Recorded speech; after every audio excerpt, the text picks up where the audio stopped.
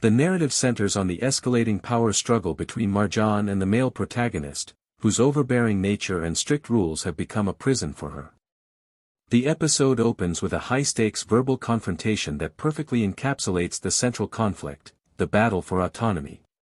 When Marjan attempts to leave, she is met with immediate resistance. The man insists that she cannot go anywhere without his knowledge or consent, to which Marjan provides a sharp, defiant retort. She explains that she has stopped seeking his permission because he has made it clear that he will never grant it, effectively challenging the legitimacy of his control over her life. This exchange sets a somber tone for the episode, illustrating a relationship defined by surveillance and suppression rather than mutual respect. The tension shifts to a corporate setting but remains equally fraught with emotional complexity. A woman arrives to see the male lead, bringing his favorite dessert, caramel cream, as a peace offering.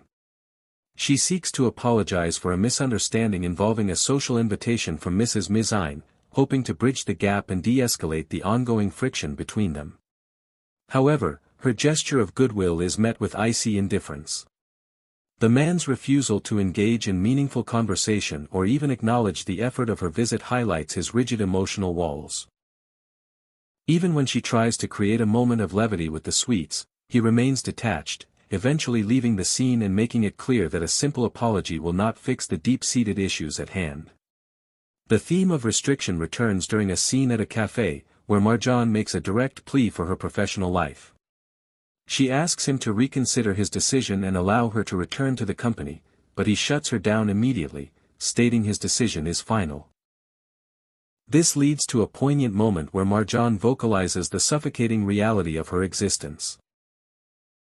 She lists the various prohibitions placed upon her: she is forbidden from working, forbidden from speaking her mind, and forbidden from going outside.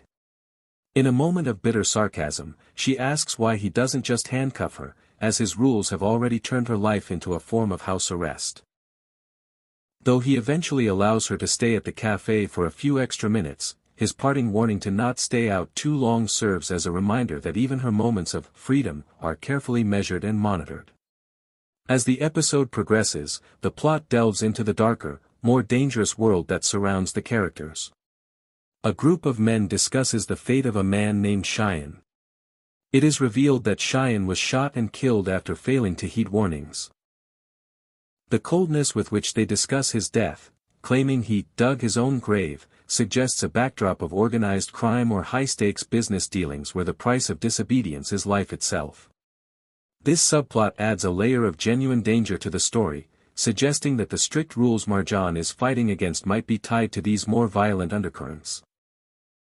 Back at the office, the focus returns to business as the team prepares for a critical meeting with Nasir, meticulously reviewing files and debating the legal nuances of their contracts, specifically focusing on problematic clauses that could be misinterpreted. The episode reaches its climax in a dramatic final sequence at the office.